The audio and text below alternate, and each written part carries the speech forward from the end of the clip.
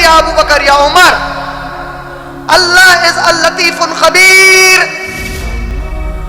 If Allah has bestowed this to us, if Allah has provided the food to us, on day of judgment, Allah is going to question you with the energy you got from the food I gave you. What amount of energy did you spend to spread my deen on earth? Anything you are getting here, don't take it granted. Anything you are getting in this life, it is questionable on day of judgment.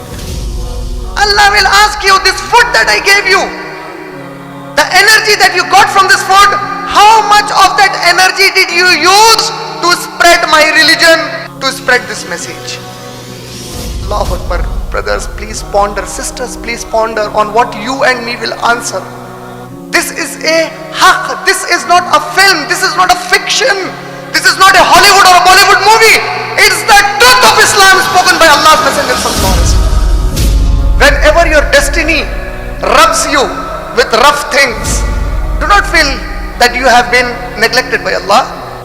Do not feel that Allah is being unjust to you, but behave like Yusuf alayhi salam, a mighty prophet of Allah subhanahu wa ta'ala, who is setting an example for this ummah of Prophet Muhammad sallallahu alaihi wasallam, whose incident Allah reported in a complete surah, Surah Yusuf.